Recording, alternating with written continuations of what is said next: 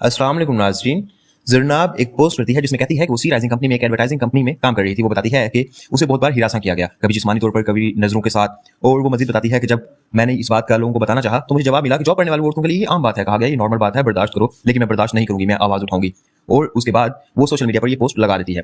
इसके बाद सुबह होने के बाद उसकी बहन ये पोस्ट देखती है और ज़रनाब को नींद से उठाकर बताती है कि उसकी पोस्ट वायरल हो गई है। वो इसके बारे में बात कर रहे थे और वो खुश होती है कि लोग उसे सपोर्ट कर रहे हैं। ये पोस्ट अहमद भी देख लेता है और वो ज़रनाब को कॉल कर मुबारकबाद देता है कि लोग उसे सपोर्ट कर रहे हैं। और फिर इसके बाद वो एक मिलने का प्रोग्राम बनाते हैं कि शाम को मिला जाए। इसके बाद अफशां अपने बॉस को बताती है कि ज़रनाब ने अपनी स्टोरी और पोस्ट लगाई है और वो वायरल हो गई है। ये पोस्ट ज़ाहिर बात है उनके लिए एक बहुत बड़ा धचका था, क्योंकि ये उनकी जो वैल्यू थी, जो उनकी कंपनी की वैल्यू थी, उसके लिए ये अच्छी नहीं थी। इसके बाद वो बताती है कि ये उनके प्लेटफॉर्म को भी सपोर्ट करते हैं। और उसके बाद ये उनकी कंपनी में डिफरेंट तरह से ये बातें डिस्कस होने लग जाती हैं कि ज़रनाब के साथ क्या किया जाए, इसका क्या हल निकाला जाए।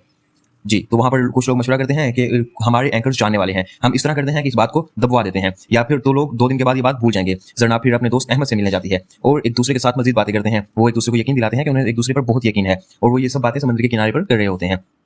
और दूसरी सीन में दिखाया गया है कि ज़रनाब की बहन को उसका शौहर कहता है कि तुम्हारी बहन ने ये क्या काम कर दिया है, उसने हमें बदनाम कर दिया है। वो कहती है कि वो स्टार्ट से ही फेमस होना चाहती थी और इसके लिए उसने ये पब्लिक का स्टंट किया है। लेकिन उसकी बहन ये चीज़ मना करती है और उन्हें कहती है कि नहीं, वो उसने अपनी आवाज़ के लिए अपने हक में आवाज़ बुलंद की है।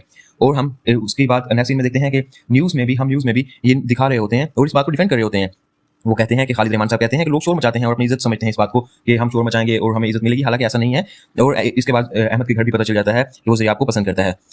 इसके बाद ज़रियाब की बहन और उसके हस्बैंड के दरमियान फिर इस बात पर लड़ाई हो जाती है और वो इस बात को मजाक में भी नहीं लेते। दोनों की आपस में इस बात पर नहीं बन रही होती। वो उसका शोहर उससे कहता है कि तुम्हारी बहन ने अच्छा नहीं किया और ज़रियाब की बहन उसे डिफेंड करती है कि नहीं, मेरी बहन ने अच्छा किया है। यहाँ पर अगले सीन में दिखाया जाता है कि नबील और अहमद ऑफिस में मिलते हैं। नबील अहमद को चिढ़ाता है। नबील कहता है कि मुझे पता है कि तुम ज़रियाब को पसंद करते हो। और इस बात पर अहमद गर्म हो जाता है और कहता है कि तुम आइंदा ज़रियाब का नाम ना लेना और हमारा जो ताल्लुक है वो एक दोस्ती से बढ़कर है। तो इस पर उन दोनों के दरमियान काफ़ी गर्मा-गर्मी होती है। और यहाँ पर नबील के ऑफिस में उसकी एचआर कहती है कि तुम्हें ये मसला हल करना होगा, तुम्हें ज़रियाब को खामोश करना होगा, तुमने ये किया है तो अब भुगतो। यहाँ पर अहमद फरहाद से ज़रियाब की बातें डिस्कस कर रहा होता है और अहमद कहता है कि देखो तुम मेरी हमेशा से अच्छी दोस्त हो। तो फरहाद कहती है कि हमें जो है काश कि हमारा दोस्ती वाला रिश्ता भी कभी ना होता। दोस्तों ये जो एक सीन है ये बड़ा ही दिलचस्प सीन था और उसकी ये सारी बातें जो हैं ये उसकी मॉम भी सुन लेती है। लास्ट सीन में हमें दिखाया गया कि एक इंटरव्यू कंडक्ट हो रहा होता है जिसके अंदर वो ये टारगेट कर रहे होते हैं कि इन औरतों का काम यही है कि वो शोर मचाती हैं और वो इंटरव्यू ज़रियाब के बाबा देख लेते हैं।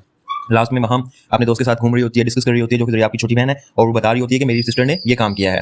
तो वो लोग शॉपिंग करने के लिए जाते हैं। शॉपिंग करते-करते ज़रियाब की जो सिस्टर है माहम, उसके हाथ पर शीशा लग जाता है और यहाँ पर इस जो एपिसोड है इसका ब्रेकडाउन हो जाता है। मैं उम्मीद करता हूँ कि मेरी गलतियों को आप लोग इग्नोर करेंगे और ये जो रिव्यू है ये आपको पसंद आया होगा। मैं आइंदा आपके लिए हमेशा अच्छा रिव्यू तैयार करने की कोशिश करूँगा। आप लोग मुझे सपोर्ट करें, लाइक और सब्सक्राइब करें।